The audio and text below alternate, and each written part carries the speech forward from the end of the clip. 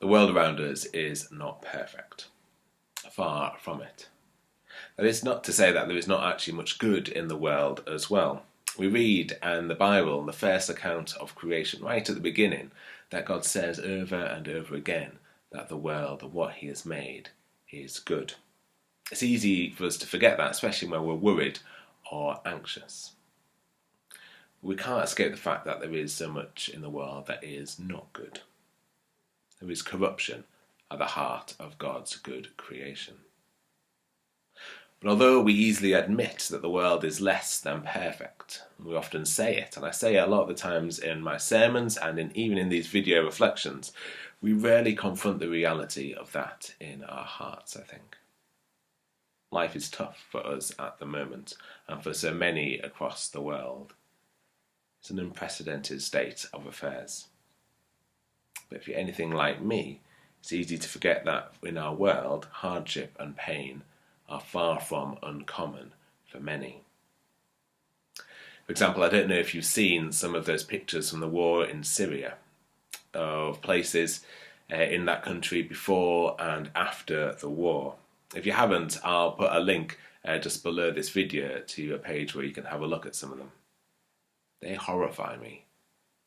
That lives can be so comprehensively reduced to rubble, that homes and communities can be so easily destroyed in just a few years. I say a few years, but that has been the reality for the people of Syria for nearly 9 years. 9 years. I don't know if I can believe that. That's the truth of the matter when we say that our world is not perfect. That's the level of corruption that has seeped into God's good creation. And that is why, on this Good Friday, it's important to read Mark's account of the crucifixion and not to shy away from it. Because it would be really easy to do so, really easy. Because Mark, among all the other gospel writers, offers such a brutal account of Jesus' death. In Mark, there is no penitent thief, no comforting words that Jesus offers from the cross, no surety that this all happens in accordance with Scripture. In Mark, Jesus is insulted by the Romans, the chief priests, the scribes, even by the bandits alongside him. In Mark, the passers-by shake their heads at the horror of it all. And Jesus' only words are a cry of desolation. My God, why have you forsaken me? It's grim. And it's so important to listen to it. Because you see, Mark's stark account reveals something of God. And it's the brutality of it all that actually helps us to see it. See, when we're faced with a world that is less than perfect, when we're faced with those pictures of broken homes and shattered communities, it's only natural for us to ask where God is in all that. Where is he when people are dying of coronavirus? Or where they are at home, alone, worried and anxious? Where is God where we suffer? Mark's answer is this, that God is right there with us. Mark shows us that God is not above the suffering of the world. He does not just stand about and watch the brokenness all around us, looking down perhaps from on high, perhaps aside in the face of those who are in trouble. No, God is down here, in the midst of it, with us. In Jesus, God experiences the worst of the world. Jesus suffers like so many have done. There is no respite because he's the chosen one of God. There's no get out of jail free card because he is God made human. Jesus suffers and dies. God knows what it is like to suffer. He knows what pain and hardship are like because in Jesus he has suffered and he has experienced pain and hardship. So Jesus is alongside those who suffer, not offering them a condescending pat on the back, but an arm around their shoulders, an arm of someone who knows what they are going through because he has been through it himself.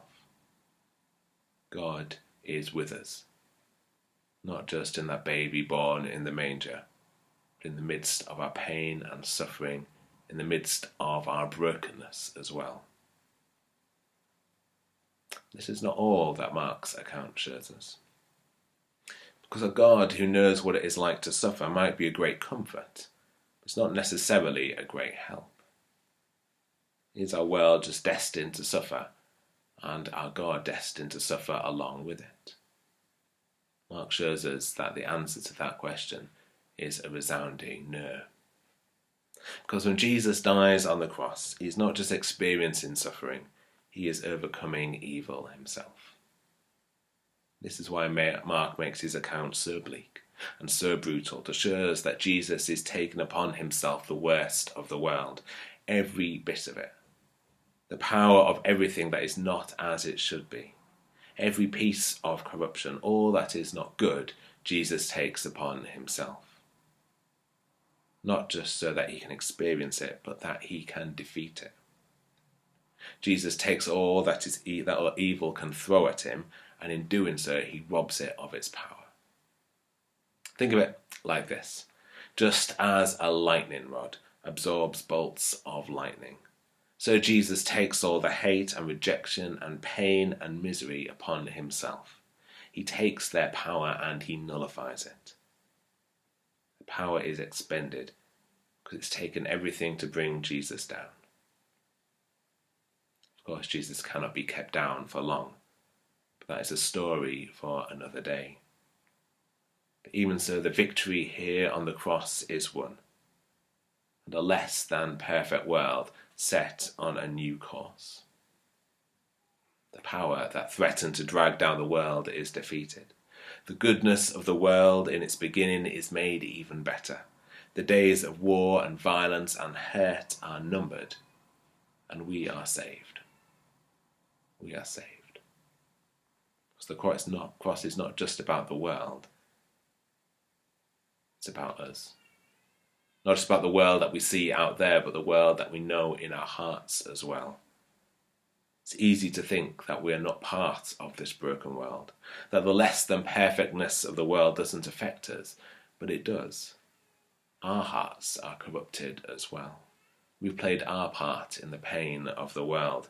So what Jesus does on the cross is for the world, yes, but it's for us too. When Jesus destroys all that was not right and good, that means something for us as well. It means we are free. For the corruption in our hearts threatens to drag us down. It's like the shame that threatens to overwhelm us, to seep over above our heads. Our sin, for that's what we're talking about here, is like a burden that we carry on our backs that we can never shake off, that just drags us lower and lower and lower. And yet Jesus sets us free. He takes that burden. The bonds which have held us down are broken because their power is spent and used up on Jesus. The weight that we have carried is taken by him upon himself. That's why the brutality of Mark's account is so important. Because if it was any less stark, then we might be tempted that there was some hidden shame that remained. We might be tempted to think there was some part of us that is still in bondage, that is still kept as a prisoner, that we are still carrying some weight upon us. We might be tempted to think that one day our undoing would meet us. But that is not so. Jesus takes the weight of the world and he takes our burden in its entirety and he breaks its power for good. He defeats evil.